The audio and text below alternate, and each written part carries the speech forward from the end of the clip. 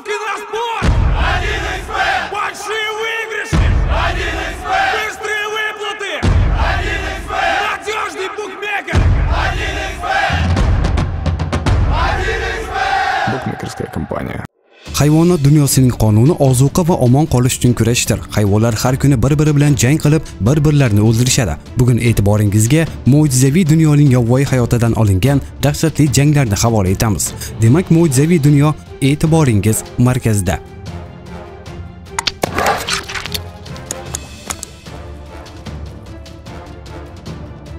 Yovvoyi buqa karkidonga qarshi. Uning kuchi va o'lchami, shuningdek tajovuzkorligi tufayli karkidonlarga yirtqich hayvonlardan tashqari tabiatda hech kim tajovuz qilmaydi, agar odamlarni hisobga olmasa.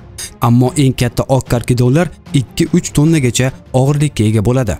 Bularning o'rtasidagi jang esa nima sababdan kelib chiqqani noma'lum, ammo ustunlik karkidon tarafidaligi aniq.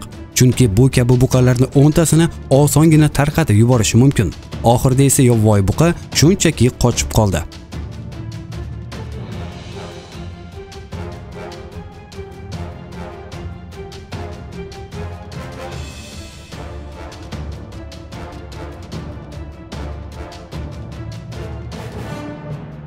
Ilonga qarshi quyon.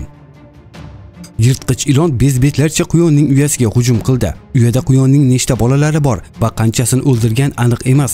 Ammo g'azablangan ona quyon iniga qaytdi va o'sha zahoti chaqirilmagan zolim mehmonga hujum qildi. Quyonning bunday dushmanga qarshi kurash uchun hech qanday qurol yo'qligi aniq.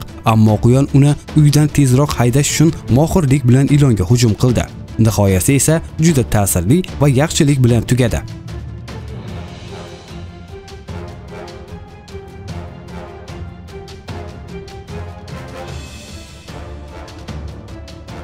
Timsoh zebraga qarshi. Siz bu yerda zebraning timsohning jag'iga qanday o'ralganini ko'rib turibsiz. U zebrani oyog'iga mahkam ushlab olib, suvga chiqishga imkon bermayapti. Afsus, zebra uchun hammasi tugaganga o'xshaydi.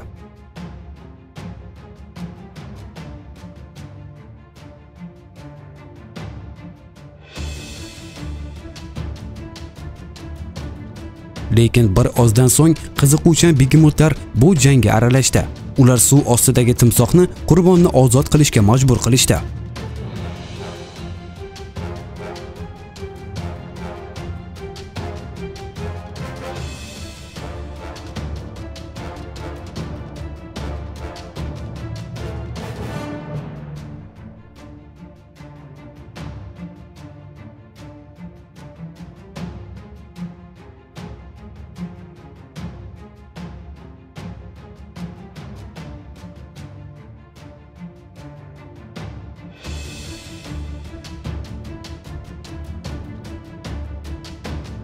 Ojiz zebra quruqlikka chiqib olishni uddaladi, faqat uning oyoqlari qattiq shikastlangandi, lekin o'zi tirik qoldi.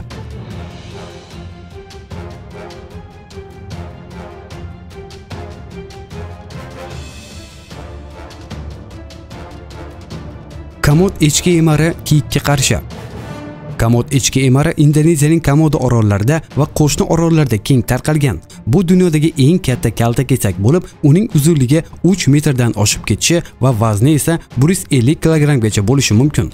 Katta hayvonlarni ovlashda ular tishlaridan foydalanishadi. Ularni bir marta tishlab olishini o'zi kifoya. Bu muvaffaqiyat uchun kalitdir.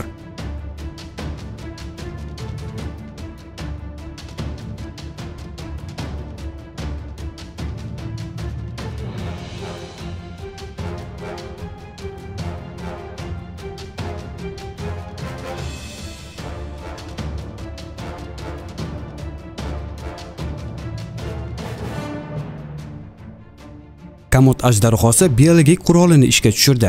Uning og'iz bo'shlig'ida turli xil zaharli bakteriyalar aralashmasi mavjud. Muvaffaqiyatli hujumdan so'ng endi bir oz kutilsa bas.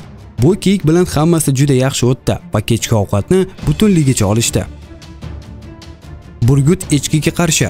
Burgutlar ko'pincha yolg'iz ov qilishadi. Ular o'z o'ljalarini balandlikda bir necha soatlab qidirishadi. Vaqti kelganda tezlik bilan pasayishadi va panjalari bilan o'ljasiga hujumga o'tishadi.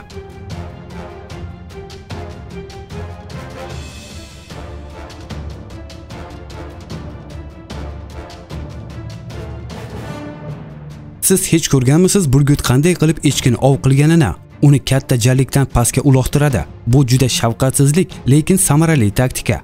Uning baquvvat qanotlari o'ljasini osongina yuzaga chiqarishiga imkon beradi. Shuning uchun bu yirtqichdan qochib qutulish juda qiyin.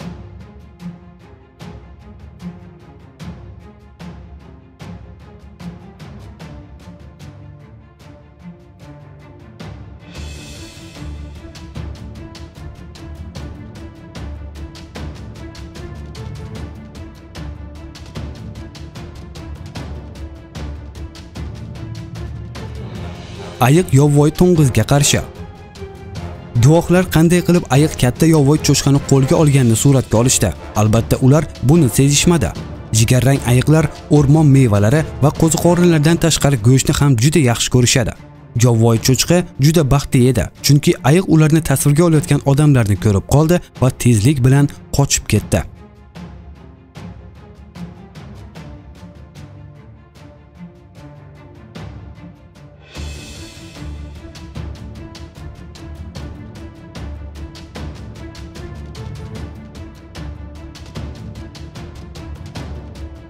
Sher jirafaga qarshi.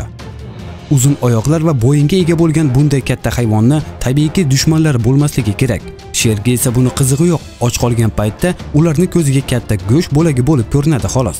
Bu kadrlarda jirafa sherga zarba berishga urinib, o'zining bolasiga ziyon yetkazganini ko'rasiz. Kuchli zarbadan keyin bolakay qaytib tura olmasdi. Uning taqdiri oldindan belgilab qo'yilgandi.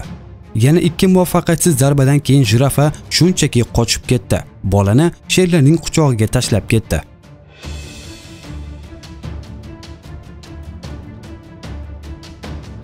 Bunisi haqiqiy shafqatsiz Afrika hayoti. Yovvoyi itlardan qutulishga harakat qilayotgan paytda suvda uni timsoh ham kutib turibdi. O'tkir tishlarga hujum qilish uchun uzoq vaqt kutishni hojat yo'q edi. U tezda cho'chqani suvga tushirdi. Cho'chqani qutulish uchun yo'li yo'q edi. Bu yirtqichlarning qat'iy qonunlari.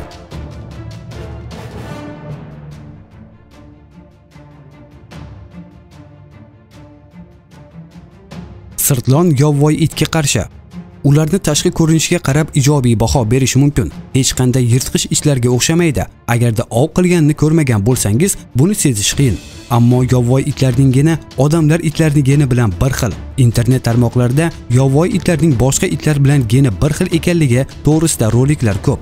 Lekin bu hujumlarga genni hech qanday aloqasi yo'q deb o'ylayman.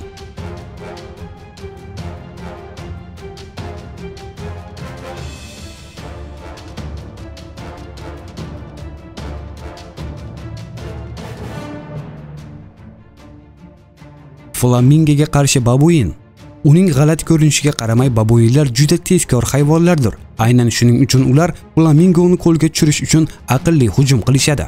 Ular kutilmaganda hujum qilishadi. Ulkan qushlar uchish uchun imkon topolmay qolishadi. Ko'pchilik bo'lib ular xuddi odamlardek yo'l tutadilar. Ular faol va qiziquvchan maymunlardir. Jamiyatda ularning soni 50.800 maymundan iborat bo'lib, erkaklar va urg'ovchilardan iborat. Ular ko'pincha qushlar, baliqlar, hasharotlar va boshqa mayda jonivorlar bilan oziqlanishadi.